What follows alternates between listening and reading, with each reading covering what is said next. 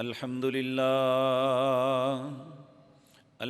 لله نحمده ونستعينه ونستغفره ونعوذ بالله من شرور أنفسنا ومن سيئات أعمالنا من يهده الله فلا مضل له ومن يضلل فلا هادي له وأشهد أن لا إله إلا الله وحده لا شريك له وأشهد أن محمدًا عبده ورسوله أما بعد فإن خير الحديث كتاب الله وخير الهدي هدي محمد صلى الله عليه وسلم وشر الأمور محدثاتها وكل محدثة بدعة وكل بدعة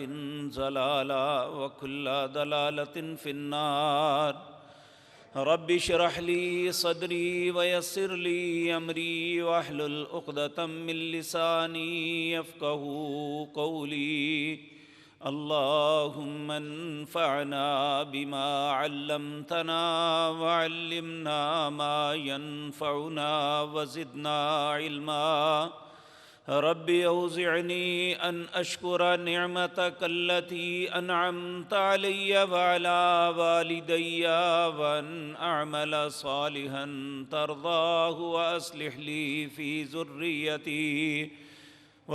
لي في ذريتي إني تبت إليك وإني من المسلمين أعوذ بالله السميع العليم من الشيطان الرجيم بسم الله الرحمن الرحيم وعباد الرحمن الذين يمشون على الأرض حونا وإذا خاطبهم الجاهلون قالوا سلاما والذين يبيتون لربهم سجدا وقياما والذين يقولون ربنا اصرف عنا عذاب جهنم إن عذابها كان غراما إنها ساءت مستقرا ومقاما والذين إذا أنفقوا لم يسرفوا ولم يقتروا وكان بين ذلك قواما والذين لا يدعون مع الله إلها آخر ولا يقتلون النفس التي حرم الله إلا بالحق ولا يزنون ومن يفعل ذلك يلقى أثاما يضاعف له العذاب يوم القيامة ويخلد فيه مهانا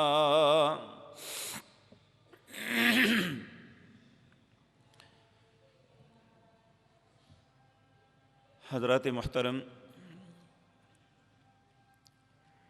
دنیا میں کوئی بھی ایسا انسان نہیں ہے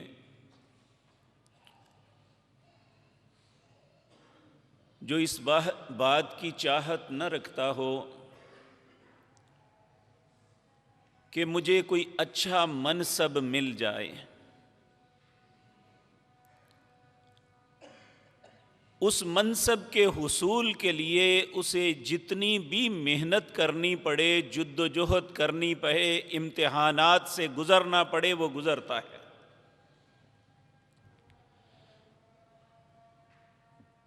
جب اسے وہ منصب مل جاتا ہے تو پھر دنیا کے اندر وہ بڑے فخر کے ساتھ ہر شخص کو بتاتا ہے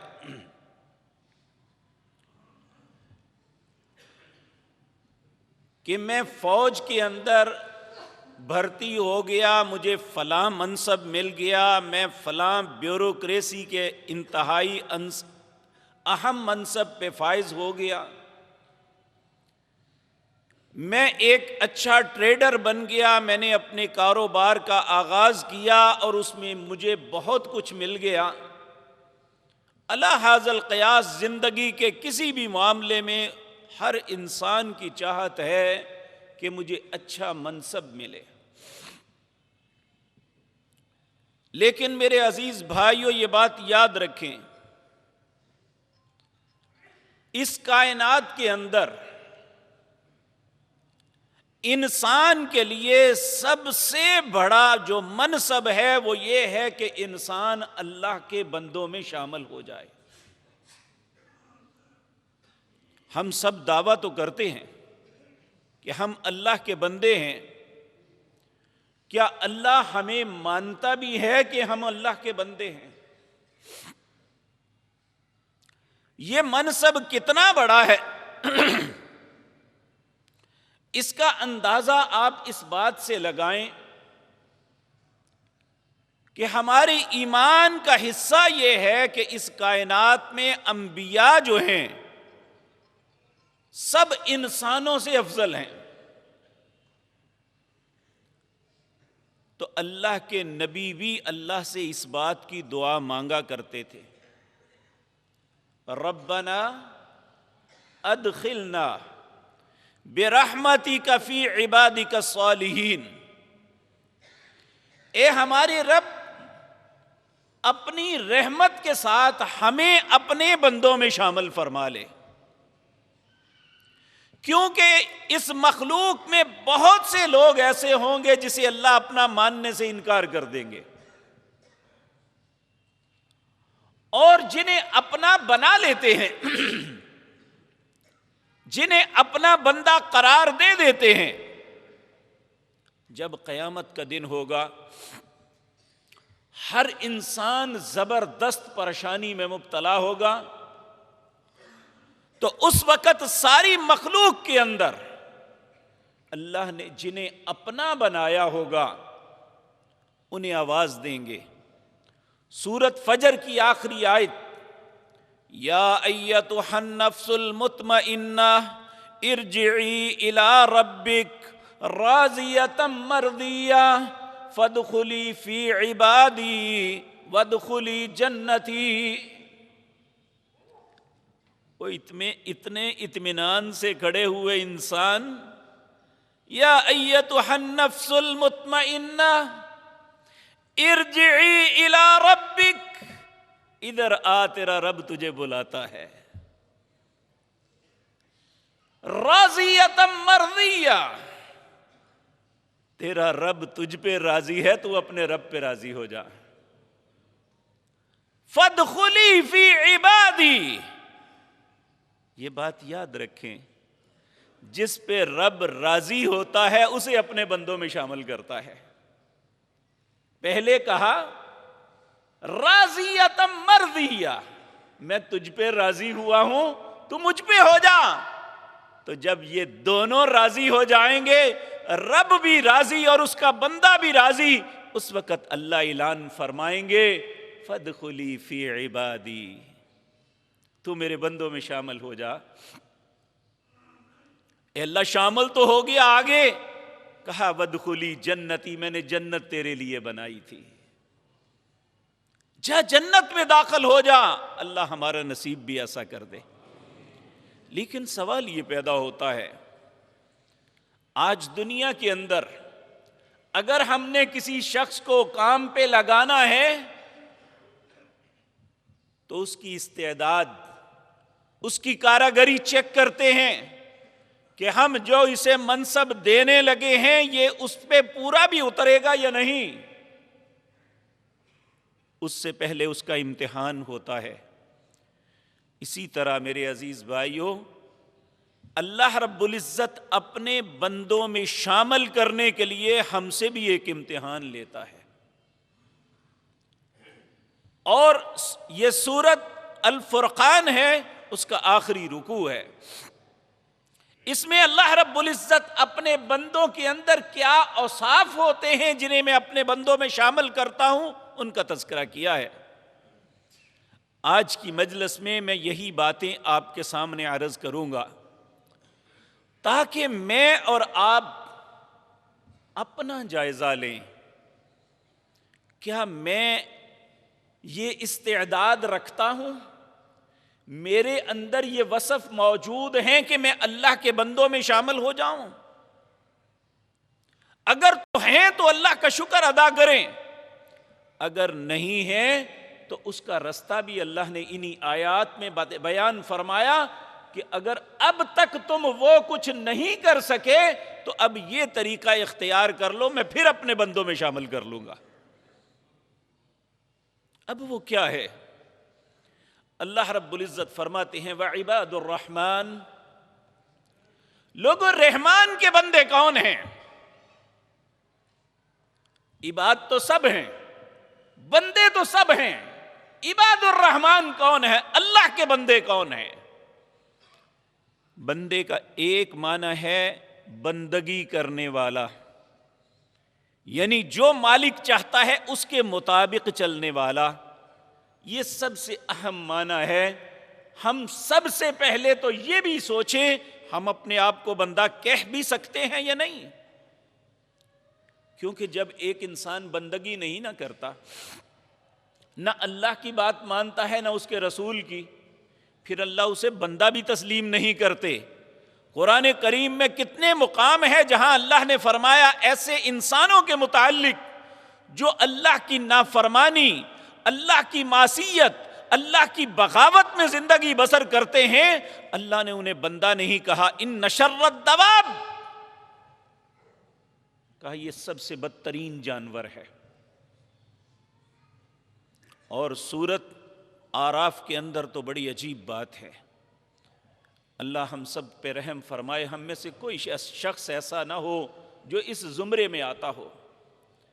اللہ فرماتے ہیں وَلَقَدْ ذَرَأْنَا لِجَهَنَّمَ كَثِيرًا مِّنَ الْجِنِّ وَالْإِنسِ، بہت سے جن اور انسان پیدا ہی جہنم میں جلنے کے لیے ہوتے ہیں۔ اے مالک الملک، کیا قصور کیا ہے انہوں نے کہ آپ نے فرمایا وہ پیدا ہی جلنے کے لیے ہوتے ہیں؟ اللہ فرماتے ہیں لہم قلوب لا یفقہون بہا، میں نے دل دیا ہے، یہ سمجھنے کے لیے دل دیا ہے۔ ہم کہتے ہیں نا کوئی بات سنے میرا دل نہیں مانتا، کیوں نہیں مانتا؟ کہ ہمیں وہ اچھی نہیں لگتی۔ لیکن یاد رکھیں ہمیں اپنے دل کو ایسا بنانا چاہیے کہ ہمیں اچھی بات اچھی لگے، بری بات بری لگے، ہمیں دل کو ایسا بنانا چاہیے۔ آپ دیکھیں جو زرخیز زمین ہوتی ہے نا، اس میں جب کسان بیج بوتا ہے تو اس میں دوسری بوٹیاں بہت کم ہوتی ہیں۔ جو گندی زمین ہوتی ہے اس میں بیج صاف ستھرا بویا جاتا ہے لیکن اناج کم ہوتا ہے، دوسری گندگیاں زیادہ ہو جاتی ہیں۔ اس میں بیج کا قصور نہیں ہے، اس میں اس زمین کا قصور ہے جس کے اندر زرخیزی نہیں ہے، وہ غلاظت بری زمین ہے۔ اور دل کی مثال بھی اس زمین کی طرح ہے، جتنا اسے زرخیز بنا لیں گے اتنا یہ نیکی کو ایکسپٹ کرے گا، یہ برائی سے نفرت کرے گا، اور جتنا ہم اسے غلیظ کر لیں گے، جتنی سوچیں غلط ہو جائیں گی تو یہ برائی کو ایکسپٹ کرے گا، نیکی کو قبول نہیں کرے گا۔ تو اللہ رب العزت نے فرماتے ہیں لہم قلوب لا یفقہون بہا، میں نے دل دیا ہے سمجھتے نہیں ہیں، وَلَهُمْ أَعْيُنٌ لَا يُبْصِرُونَ بِهَا، آنکھیں دی ہیں دیکھتے نہیں ہیں۔ اب سوال یہ پیدا ہوتا ہے ہم سب کہیں گے ہم تو دیکھتے ہیں، لیکن میرے عزیز بھائیو یہ ساری کائنات میں اللہ کی قدرتیں ظاہر ہیں، کیا یہ ہم دیکھ رہے ہیں؟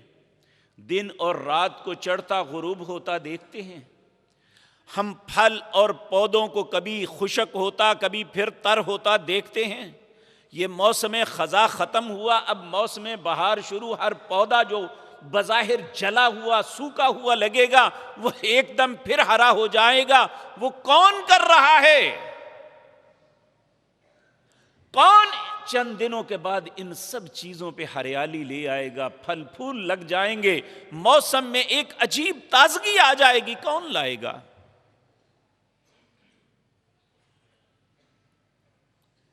وَلَهُمْ أَعْيُنٌ. اگر ہمیں یہ باتیں ساری دیکھ کے سمجھ نہیں آتی تو پھر ہم دیکھتے ہی کچھ نہیں ہیں. اللہ کہتے ہیں میں نے آنکھیں دی ہیں دیکھتے نہیں ہیں. وَلَهُمْ آذان لا يسمعون بها, میں نے کان دیے ہیں سنتے نہیں ہیں. آج کسی انسان کو اچھی بات سنا کے دیکھ لیں, الا ماشاء اللہ, وہ کہے گا جاؤ اپنا کام کرو, میں نے سنی ہوئی ہیں بہت سی باتیں. یہ کیا ہے؟ کیا اس کا نام سننا ہے؟ حالانکہ جو بلی بات بتاتا ہے وہ کچھ مانگ نہیں رہا, اور یہ انسانی نفسیات ہمیشہ رہی ہے. انبیاء نے زچ ہو کے یہ کہا وما اسالکم علیہ من اجر, ہم تجھ سے کوئی پیسے تو نہیں مانگ رہے, کوئی بدلہ تو نہیں مانگ رہے, تمہیں اللہ کی بات بتاتے ہیں. تو اس کے جواب میں ان کا کیا؟ بھائی ہمیں سننے کی ضرورت نہیں ہے.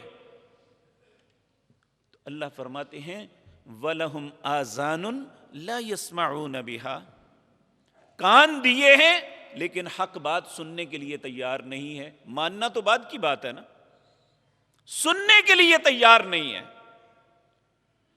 اللہ فرماتے ہیں یہ انسان جس کے پاس دل بھی ہیں, آنکھیں بھی ہیں, کان بھی ہیں, لیکن وہ اسے استعمال نہیں کرتا, اچھی سوچ نہیں بناتا, اچھی طرف چاہت نہیں کرتا, اچھی بات کو سنتا نہیں, اچھی بات کو دیکھتا نہیں, پھر اللہ اسے انسان نہیں کہتے. اولئک کالانعام, اللہ کہتے ہیں یہ جانور ہے. اب یہ میں ہوں یا آپ؟ اگر ہم نہیں سنتے, اگر میں نہیں دیکھتا, اگر میرا دل حق, بری اور اچھی چیز کی پہچان نہیں کرتا, تو بظاہر ایک نظر آنے والا انسان اللہ کی نظر میں جانور ہے. بلکہ کہا نہیں, جانور بھی اپنی ڈیوٹی ادا کر رہا ہے. جنہیں اللہ نے دودھ دینے کے لیے پیدا کیا وہ دودھ دے رہی ہیں, اور جنہیں بار برداری کے لیے پیدا کیا وہ ساری زندگی مشقت کر کے تمہاری سہولت پیدا کر رہے ہیں. جن جانوروں کو اللہ نے گوشت کے لیے پیدا کیا وہ اپنے بچوں کی قربانی دے کے تمہارے پیٹ کی بھوک مٹا رہے ہیں. جانور بھی اپنی ڈیوٹی ادا کرتا ہے. بل ہم اضل, یہ تو جانور سے بھی بدتر ہے. کیوں؟ اولئک هم الغافلون, یہ اپنی زندگی غفلت میں بسر کر رہا ہے. اسے احساس ہی نہیں ہے کہ تم ایک کمرہ امتحان میں ہو, تمہاری زندگی ایک امتحان ہے. تمہارا رب تمہارے اعمال کو دیکھ بھی رہا ہے, چیک بھی کر رہا ہے, لکھ بھی رہا ہے. آج اگر ٹیکنالوجی یہاں تک پہنچ گئی کہ آپ سالوں کا ڈیٹا ایک چھوٹے سے پاکٹ میں آنے والے موبائل کے اندر آپ بند کر سکتے ہیں, تو رب کیوں نہیں کر سکتا؟ اور آپ دیکھیں کہ یہ موبائل ایک ایسی ایجاد ہے کہ یہ انسان کی زندگی کے اندر کے حالات بھی اگر کوئی اسے محفوظ کر لے, اس کی پکچر لے لے, تو انسان مکرے بھی تو سامنے دکھا دیتے ہیں, بھائی یہ دیکھ لو, یہ تمہاری تصویر ہے, یہ تم ہی ہو.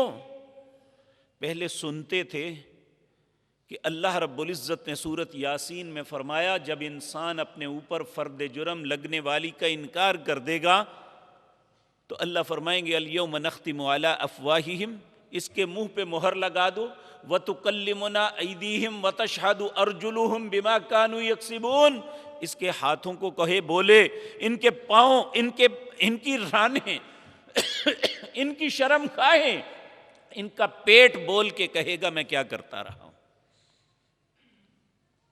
آج آپ دیکھ لیں, ایک آدمی انکار کرتا ہے میں نے یہ جرم نہیں کیا, فوراً اس کی مووی دکھا دی جاتی ہے, یہ دیکھ لو. یہاں پہ کئی دفعہ ہوا ہے کہ جوتی اٹھانے والا آیا, اٹھا کے جا رہا ہے, پھر اسے پکڑا جاتا ہے, وہ انکار کرتا ہے, اسے کیمرے کے سامنے یعنی سامنے سکرین کے بٹھا کے دکھاتے ہیں یہ دیکھو کیا کر رہے ہو. تو جب اللہ ہمارے اعمال کے متعلق سامنے دکھائے گا یہ دیکھو کیا کر رہے ہو, کبھی سوچا ہے میں نے یا آپ نے؟ یہی وہ چیز ہے، یہی وہ دل ہے جس کے اندر سوچ پیدا کرنا چاہتا ہے اللہ کہ اگر تم دنیا کا سب سے بڑا منصب لینا چاہتے ہو تو اپنے اندر یہ صفات پیدا کرو۔ وہ کیا صفات ہیں؟ وعباد الرحمن، رحمان کے بندے کون ہیں؟ یمشون علی الارض حونا، وہ زمین پہ اکڑ کے نہیں چلتے، ان کے اندر تکبر نہیں ہوتا۔ یاد رکھیں، آج ہم میں سے ہر انسان خاندانی اعتبار سے، منصب کے اعتبار سے بڑا بننے کی کوشش کرتا ہے۔ اگر اسے تھوڑا سا بھی کوئی منصب مل جائے وہ دوسروں کو حقیر جانتا ہے۔ اللہ ایسا نہیں چاہتے، اللہ کے بندوں کی یہ صفات نہیں ہے۔ یہ تکبر مولوی میں بھی ہوگا تو وہ جہنم کا ایندھن ہے۔ یہ کہتے ہیں اپنے اپنے گھٹنے، اپنے پاؤں لوگوں کے سامنے پھیلا کے بیٹھتے ہیں کہ لوگ انہیں چومیں یا ہاتھ لگائیں۔ کس بات پہ؟ نبی کریم صلی اللہ علیہ وسلم نے فرمایا جو بندہ یہ چاہتا ہے کہ اس کے آنے پہ لوگ احتراماً کھڑے ہو جائیں، اس کی تعظیم کریں، فَهُوَ مَقْعَدَهُ مِنَ النَّارِ، اس نے اپنا ٹھکانہ جہنم بنا لیا ہے۔ انہوں نے ادب کے نام پہ لوگوں کو جاہل بنا دیا ہے کہ لوگ بیچارے ان کے سامنے جھکتے پھرتے ہیں۔ کہاں ادب کا حکم ہے؟ ادب تو کرو اپنے رب کا، اس کے حکموں کا، اس کے رسول کا صلی اللہ علیہ وسلم، اور رسول اللہ صلی اللہ علیہ وسلم کے فرامین کا، اللہ کی نازل کردہ کتاب قرآن کا احترام ہے۔ انسان کیا چیز ہے؟ اس انسان کی اللہ کے ہاں عزت ہے جو سب سے زیادہ جھکا ہوتا ہے۔ اللہ فرماتے ہیں تلک الدار الآخرۃ نجعلها للذین لا یریدون علوا فی الارض ولا فسادا، میں نے آخرت کے گھر جتنے ہیں بنائے ان کے لیے ہیں جو نہ بڑا بننے کی کوشش کرتے ہیں نہ فساد پھیلاتے ہیں۔ تو سب سے پہلی اللہ کے بندوں کی صفت یاد رکھیں، جتنی تواضع اختیار کریں گے، جتنی عاجزی ہوگی، اللہ کے پیارے حبیب نے 3 باتوں میں قسم اٹھا کے کہا، ان میں ایک بات یہ تھی اگر عاجزی اختیار کرو گے، اگر تکبر نہیں کرو گے بلکہ عاجزی اپنے آپ کو کمتر بنانے کی کوشش کرو گے، اللہ کا وعدہ ہے اللہ تمہیں عزت دے گا، کبھی تمہاری عزت کم نہیں ہوگی۔ ہم سمجھتے ہیں شاید عزت ملتی ہے کسی کو تھپڑ مارنے سے، کسی کو بے عزت کرنے سے۔ نہیں میرے بھائیوں، جتنا کسی کے ساتھ عاجزی کا اظہار کرو گے اتنی زیادہ اللہ عزت بنائیں گے۔ اللہ رب العزت فرماتے ہیں میرے بندوں کی نشانی یہ ہے، اور آپ دیکھیں قرآن کریم میں جہاں بھی فخر کرنے والے، تکبر کرنے والوں کا ذکر ہے نا، کہا ان اللہ لا یحب کل مختال فخور، کسی ہٹ درم، کسی فخر کرنے والے متکبر سے اللہ محبت کرتا ہی نہیں ہے۔ اور نبی کریم صلی اللہ علیہ وسلم نے فرمایا جس کے دل کے اندر رائی کے دانے کے برابر تکبر ہوگا، جب تک وہ تکبر اس کے پاس ہے وہ جنت میں داخل نہیں ہوگا۔ جنت کے داخلے کے لیے ضروری ہے کہ ہمیں اپنے دل سے تکبر کو نکالنا ہوگا۔ اب سوال یہ پیدا ہوتا ہے تکبر کیا چیز ہے؟ نمبر 1، سب سے بڑا تکبر یہ ہے کہ انسان کے سامنے حق بات پیش کر دی جائے، اسے پتہ چل جائے یہی بات سچی ہے، اگر وہ اسے قبول نہیں کرتا تو یہ سب سے بڑا تکبر ہے، چاہے وہ دنیاوی معاملات میں ہے یا دین کے معاملات میں ہے۔ ہمارا کسی بھی مسلک سے تعلق ہے، ہمارا کسی بھی خاندان برادری سے تعلق ہے، اگر ہمارے سامنے سچ بات آ جائے، ہمیں علم ہو جائے کہ یہی سچی بات ہے، پھر اگر برادری کی بنیاد پہ یا مسلک کی بنیاد پہ یا اس بنیاد پہ کہ اس کی کیا حیثیت ہے جو بات بتا رہا ہے، اگر انسان اسے قبول نہیں کرتا تو یہ سب سے بڑا متکبر ہے. جناب محمد الرسول اللہ نے فرمایا صلی اللہ علیہ وسلم، حق بات کو قبول کر لینے کا نام عاجزی ہے کہ جو سچی بات ہے اسے مان لیں. اگر ہمارے خاندانی کلیش ہوتے ہیں، ہمیں پتہ بھی ہوتا ہے میں غلط ہوں، ہمیں پتہ ہوتا ہے میرا بھائی غلط ہے، لیکن اس غلطی کا دفاع کرتے ہیں، اس کا نام تکبر ہے. یہ غلط ہے. ہمارے سامنے قرآن کی آیت آتی ہے، وہ ہمارے مسلک کے خلاف ہے، ہم قبول نہیں کرتے. اپنے آبا، اپنے علماء کے لیے کیا اللہ کی کلام سے علماء اور آبا زیادہ افضل ہو گئے ہیں؟ اس لیے یہ تکبر ہے. علماء کی کیا حیثیت ہے؟ انہیں اگر فضیلت ملی ہے تو اللہ نے دی ہے، تو اللہ کے مقابلے میں کھڑا کریں گے انہیں. اللہ کی کلام کی حیثیت ہے. ہم وہاں، آپ کہتے ہیں نا فلاں بندہ جوتے برابر نہیں ہے، اللہ اور اس کے رسول کے مقابلے میں ہم جوتے کے برابر بھی نہیں ہیں. تو پھر بات ان کی ماننا حق ہے. آج ہم جو مختلف فرقوں میں بٹے ہوئے ہیں، یہ ضد اور اناد کی وجہ سے ہے، یہ نہیں کہ علم نہیں ہے. ہمارے سامنے زندگی میں کئی مرتبہ یہ بات آتی ہے کہ یہ جو ہم اپنی خوشی یا غمی میں کر رہے ہیں، یہ اللہ اور اس کے رسول کا حکم نہیں ہے، پھر بھی ہم کرتے ہیں. اپنی خوشی میں اس لیے کرتے ہیں، جی خوشی کا موقع ہے پھر کیا ہوا، اور اپنی غمی میں اس طرح کہتے ہیں جی ہماری رسومات ہیں، ہم کیسے چھوڑ سکتے ہیں. اسی طرح میرے عزیز بھائیو، ایک تکبر وہ ہے جو انسان اپنے لباس کے ساتھ لوگوں کو دکھاتا ہے. نبی کریم صلی اللہ علیہ وسلم نے فرمایا کہ پہلی امتوں میں ایک شخص تھا، اس نے خوبصورت لباس پہنا اور اپنی چادر کو لٹکاتا ہوا، اکڑتا ہوا بڑی تکبر سے باہر نکلا.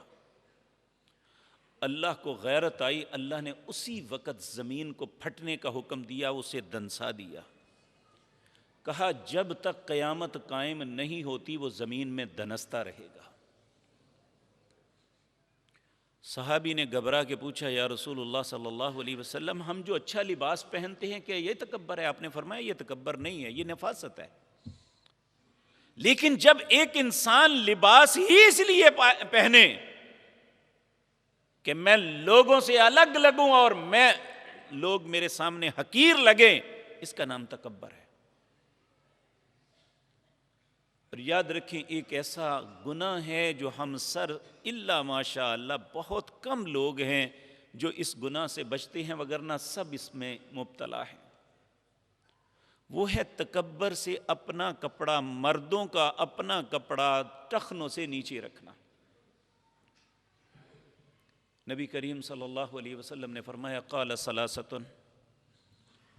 لا یکلمہم اللہ یوم القیامۃ ولا ينظر الیہم ولا یزکیہم ولہم عذاب علیم.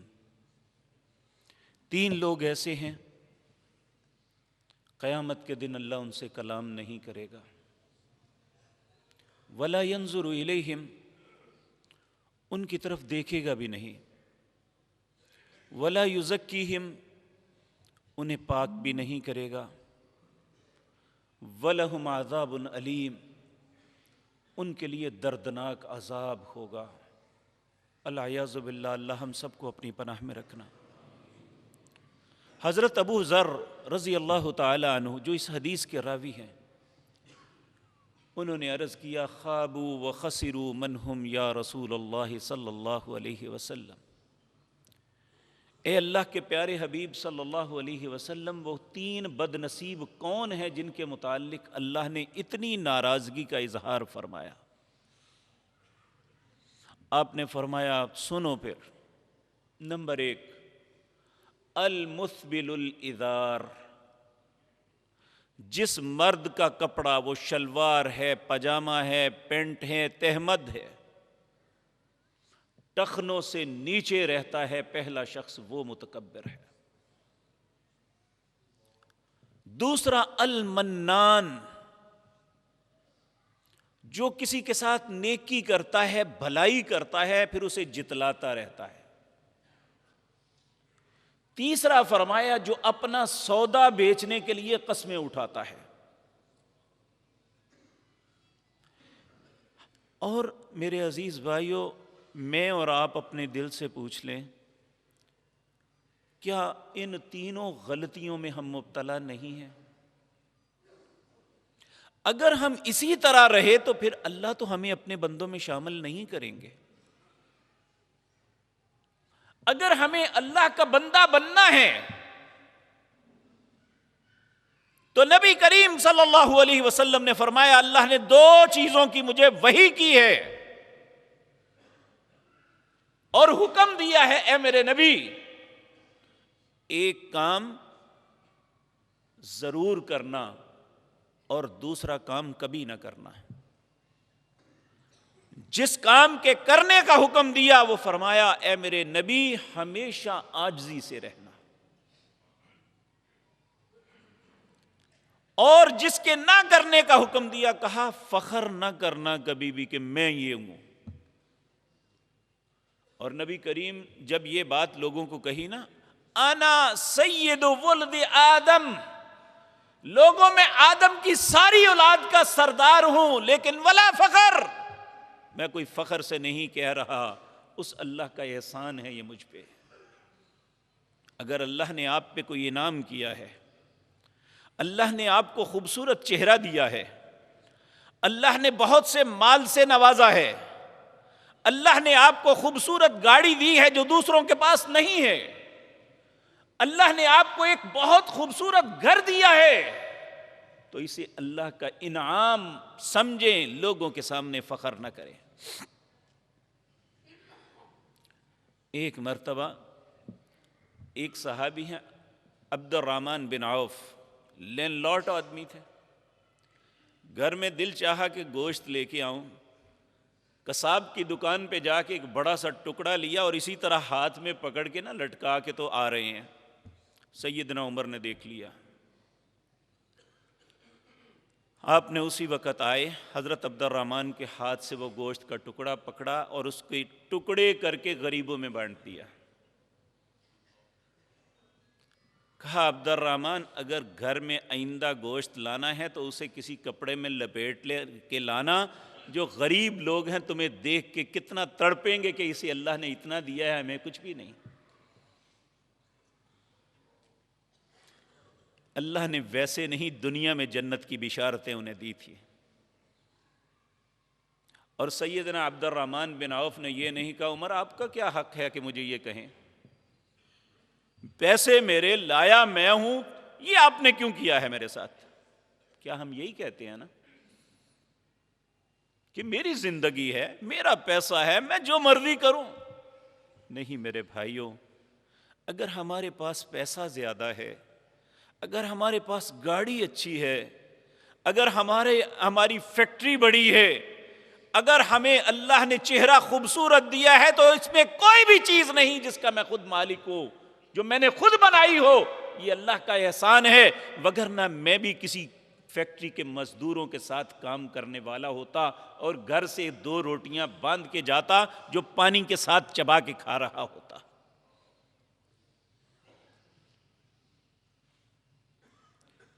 تو اگر اللہ نے وسعت دی ہے تو شکر تو خدا اس کا کرنا چاہیے، اپنے آپ کو بڑا دکھانے کی کیا معاملہ ہے؟ کہا اے میرے نبی، کبھی بھی فخر نہ کرنا اور ہمیشہ عاجزی اختیار کرنا، اور ایک مومن کی علامتوں میں سب سے بڑی علامت یہ ہے، یمشون علی الارض ہونا، وہ زمین پہ اکڑ کے نہیں چلتا۔ 2 مقام پہ اللہ فرمائے کہ جو زمین پہ اکڑ کے چلتے ہیں، انک لن تخرق الارض ولن تبلغ الجبال طولا، مجھے بتا تو صحیح، کیا تو پہاڑوں سے اونچا ہو جائے گا یا تو زمین کو پھاڑ لے گا؟ اے حضرت انسان، تیری اوقات کیا ہے؟ ہماری اوقات تو یہ ہے نا، جس طرح پانی کے اوپر بلبلا جا رہا ہے، ہم دیکھ رہے ہیں کتنے بلبلے رستے میں پھٹتے جا رہے ہیں، پھٹتے جا رہے ہیں۔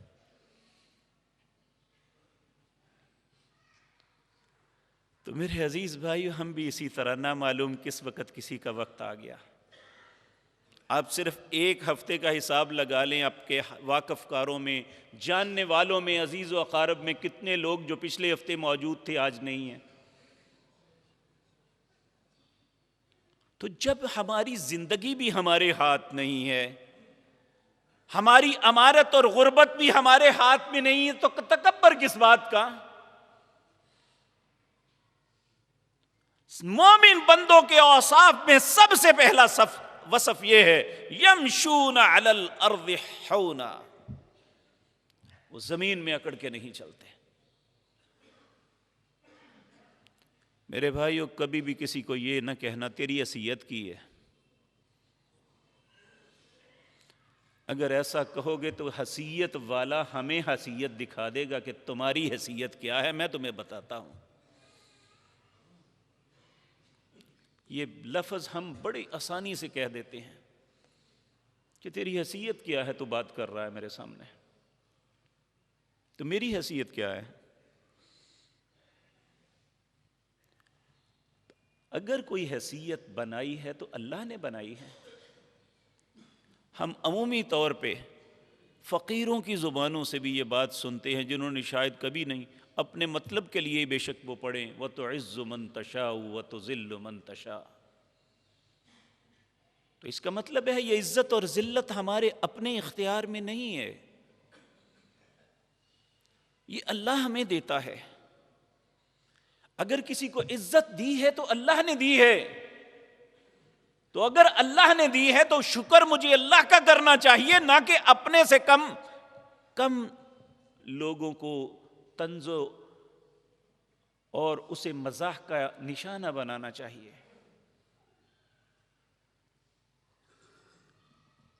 اللہ کے بندوں کی سب سے پہلی صفت یمشون علی الارض حونا۔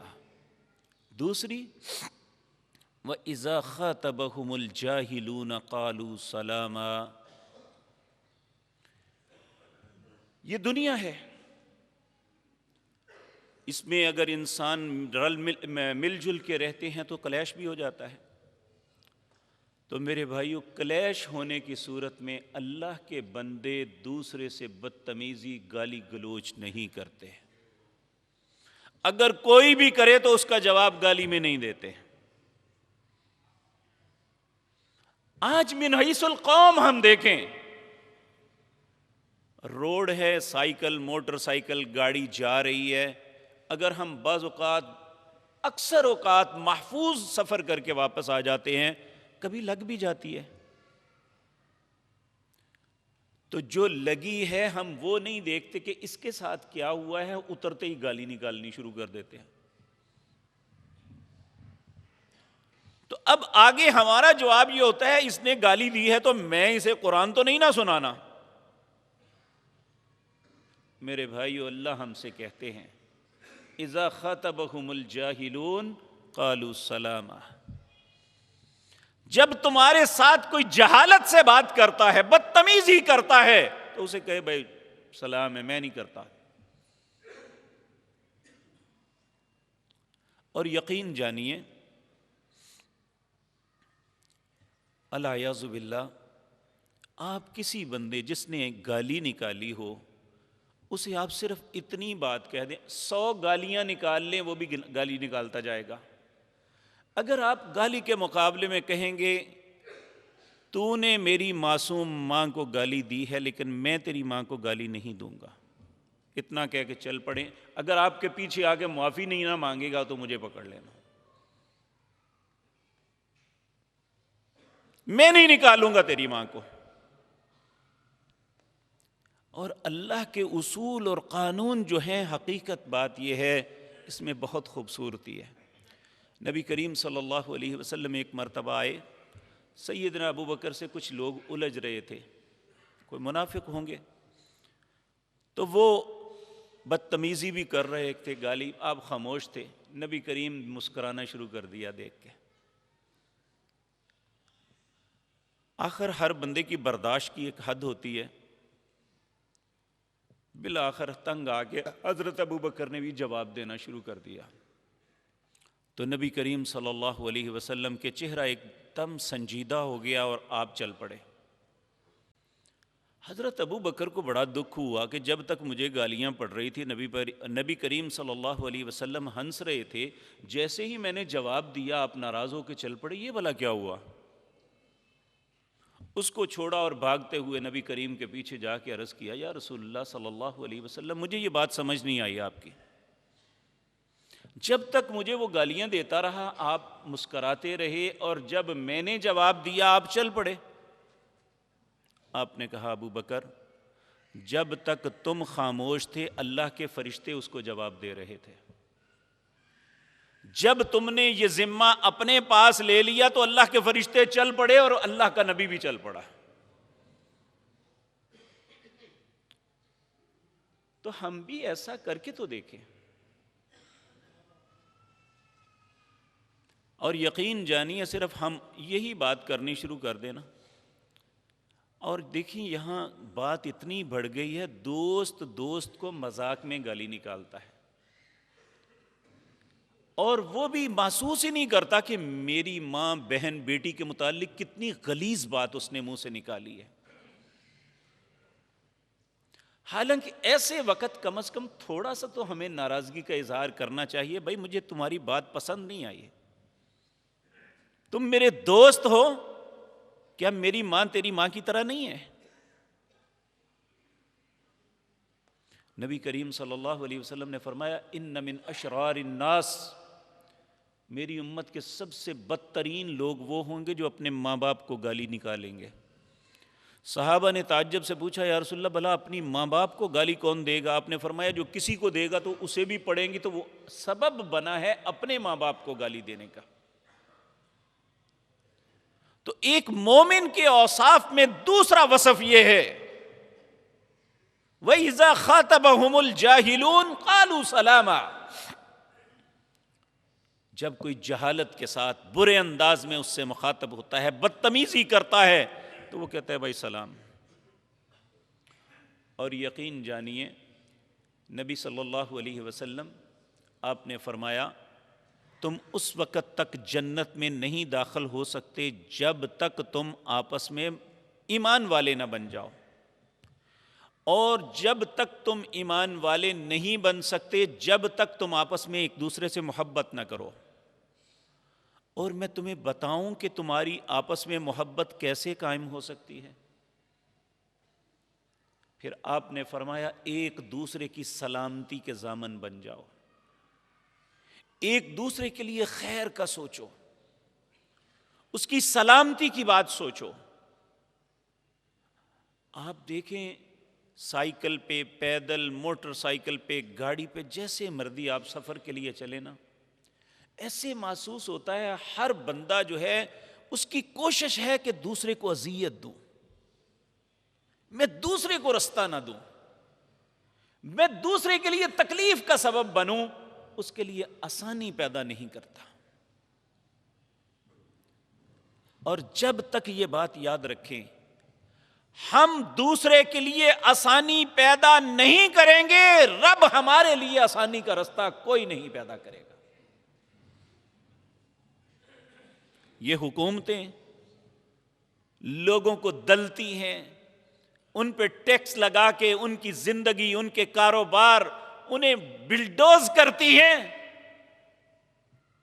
جاؤ تاریخ اٹھا کے دیکھ لو، اسلامی تاریخ کے اندر سیدنا عمر کے بعد مسلمان حکمروں میں سیدنا عمر بن عبد العزیز رحمہ اللہ ایک ایسے حاکم تھے جن کی حکومت کا ٹینور تو بہت تھوڑا تھا، لیکن انہوں نے ایسا کیا کام کیا کہ پورا ملک خوشحالی میں، ہر شخص خوش، کسی کے دل میں کوئی بات نہیں تھی، حتیٰ کہ وہاں کوئی مانگنے والا نہیں ملتا تھا. کیا کیا انہوں نے؟ اب تاریخ اٹھا کے دیکھ لیں. انہوں نے دو بات کہی تھی، ایک، مجھے فارغ بندہ کوئی نہ نظر آئے، ہر بندہ کام کرتا نظر آئے. کوئی تھوڑا سا کام کرتا ہے یا زیادہ، مجھے کوئی فارغ نظر نہ آئے۔ دوسری بات یہ کہی کہ صارف کو، جو چیز لینے والا ہے، جو تم سے کم تر ہے، اس کو فائدہ پہنچاؤ، اس کے ساتھ زیادتی نہ کرو۔ یہ دو باتیں انہوں نے اپنی حکومت کا ماٹو بنایا کہ لوگوں کے لیے آسانی پیدا کرو، اور ہر شخص فراغت میں نہیں کسی نہ کسی کام پہ لگ جائے۔ اگر مزدور ہے تو مزدوری پہ لگ جائے، اگر فیکٹری آنر ہے تو فیکٹری لگا لے، اگر کاشتکار ہے تو وہ کاشتکاری کرے۔ ساری زندگی کچہریوں میں بیٹھ کے اپنا وقت ضائع نہ کرے، کام پہ لگ جاؤ، کوئی بندہ کام کے بغیر نظر نہ آئے، اور لوگوں کے لیے سہولت پیدا کرو۔ صرف 2 سال کے عرصے میں کیفیت یہ بنی تھی، پوری مملکت اسلامیہ میں مانگنے والا کوئی نہیں ملتا تھا۔ میرے بھائیو، ہم خیر خواہی کر کے تو دیکھیں، اور جو آج بھی جو لوگ لوگوں کی خیر خواہی میں زندگی بسر کرتے ہیں، ان کی زندگی کا اطمینان دیکھو جا کے کہ وہ اپنی اس یعنی گئے گزرے دور میں بھی کتنی مطمئن زندگی گزارتے ہیں۔ کیوں؟ کہ ہر بندہ ہاتھ اٹھا کے ان کے لیے دعا کر رہا ہوتا ہے، اللہ اس نے میری بیٹی کے لیے یہ کیا، اے اللہ میرا بچے نے امتحان دینا تھا، فیس نہیں تھی، اس نے فیس دے دی، اے اللہ اس نے فلاں وقت میرے ساتھ یہ خیر کی۔ جب ہر بندے کا ہاتھ دعا کے لیے اٹھے گا، مجھے بتائیں اللہ تو مسلمان کی وہ دعا جو بغیر کسی لالچ کے مانگی جائے اور اسے پتہ بھی نہ ہو، اللہ دعا فوراً قبول کر لیتے ہیں۔ تو میرے عزیز بھائیو، اذا خاطبہم الجاہلون قالوا سلاما، ہم تو سلامتی کے ضامن بن جائیں، کوئی بنتا ہے بنے، نہ بنتا نہ بنے، کم از کم ہم تو اپنے ساتھ خیر کرنے کے لیے، کہ اللہ کے بندوں میں شامل ہونے کے لیے اللہ نے ہمیں کہا کہ جب تم سے کوئی غلط بھی بولتا ہے، غلط رویہ بھی کرتا ہے، تو قالوا سلاما، کہو تمہیں سلام ہے بھائی۔ اور تیسرا وصف، والذین یبیتون لربہم سجدا وقیاما، ایک ہوتا ہے دن میں رات میں 5 نمازیں پڑھنی، ایک ہوتا ہے رات جب لوگ سو رہے ہیں، وہ نماز فرض بھی نہیں ہے، لیکن انسان اپنے رب کے قرب کے لیے، مقام محمود کے حصول کے لیے رات کو اٹھ پڑتا ہے۔ وَمِنَ اللَّيْلِ فَتَحَجَّدْ بِهِ نَافِلَةً لَكَ، تمہارے لیے میں نے ایک خوبصورت نماز بنائی ہے جس کا نام تہجد ہے تو نفل، نفل کہتے ہیں جو فرض کے علاوہ زائد چیز ہو، نافلۃ لک، لیکن اگر تم پڑھ لو گے تو کیا ہوگا؟ عسیٰ ان یبعثک ربک مقاما محمودا، ان قریب تیرا رب تمہیں مقام محمود عطا کرے گا۔ محمود کہتے ہیں سب سے بلند مقام والا، اللہ ہمارا نصیب کر دے۔ اور یہ لوگ، آپ لوگ جانتے ہیں کہ تہجد جو ہے یہ رات کے تیسرا پہر سب سے افضل وقت ہے، ویسے عشاء سے لے کر صبح تک کسی بھی وقت پڑھی جا سکتی ہے۔ تو اللہ رب العزت اہل ایمان کی صفت بتاتے ہیں سورۃ سجدہ کے اندر، کہتے ہیں انما یؤمن بآیاتنا الذین اذا ذکروا بها خروا سجدا وسبحوا بحمد ربهم وهم لا یستکبرون، ایماندار تو وہ ہے جب اللہ کی آیتیں ان کے سامنے پڑھی جاتی ہیں گر پڑتے ہیں سجدے میں۔ وسبحوا بحمد ربهم، وہ اپنے رب کی تسبیح بیان کرتے ہیں۔ اللہ اکبر، اللہ ہمارا نصیب ایسا کر دے۔ اگر خدا نخواستہ انسان تہجد کی 8 رکعتیں نہیں پڑھ سکتا تو نبی کریم صلی اللہ علیہ وسلم نے فرمایا جو فجر کی اذان سے پہلے صرف 2 رکعتیں پڑھ لے، یہ وقت ایسا ہے جو اللہ کو بڑا ہی محبوب ہے۔ یہ وہ وقت ہے جب اللہ آسمان دنیا پہ تشریف لا کے 3 باتوں کا اعلان خود کرتے ہیں، یا عبادی او میرے بندو، کوئی ہے اپنی مصیبتوں کے مداوے کے لیے مجھ سے التجا کرنے والا، میں اسے مصیبتوں سے نکال دوں؟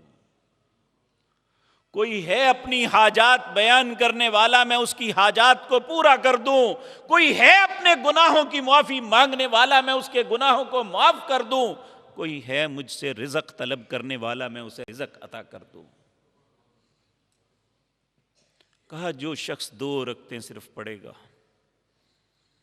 والذاکرین اللہ کثیرا والذاکرات، اللہ ان لوگوں میں اس کا نام لکھ دیں گے جو مرد اور عورت سب سے زیادہ اللہ کا ذکر کرنے والے ہیں۔ تو اللہ کے بندے بننے کے لیے فرض نماز کے علاوہ تہجد یا کم از کم 2 رکعتیں یہ ادا کریں تو ہم اس زمرے میں آ جائیں گے۔ والذین یبیتون، ان کی راتیں بیتتی ہیں، لربہم سجدا وقیاما، اپنے رب کے لیے سجدے کرتے ہیں اور قیام میں کھڑے ہوتے ہیں۔ یہ 3 صفات آپ کے سامنے عرض کی اللہ کا بندہ بننے کے لیے۔ نمبر 1، عباد الرحمن یمشون علی الارض حونا، تکبر نہیں کرتے، زمین پہ اکڑ کے نہیں چلتے۔ نمبر 2، وَإِذَا خَاطَبَهُمُ الْجَاهِلُونَ قَالُوا سَلَامًا، جب جاہل آدمی ان سے مخاطب ہوتا ہے اسی انداز میں اس کا جواب نہیں دیتے۔ نمبر 3، وَالَّذِينَ يَبِيتُونَ لِرَبِّهِمْ سُجَّدًا وَقِيَامًا، اللہ کے بندے عباد الرحمن وہ ہیں جو رات کو اللہ کی بارگاہ میں سجدہ اور قیام کرتے ہیں۔ اللہ ہمارا نصیب ایسا بنا دے، ہمیں ایسا بننے کی توفیق عطا فرما دے۔ اس کے علاوہ بھی کچھ ایسی باتیں ہیں جو اللہ کے بندے نہیں کرتے، اللہ نے زندگی اور توفیق دی تو انشاءاللہ آپ کے سامنے عرض کروں گا۔ اقول قولی ھذا واستغفر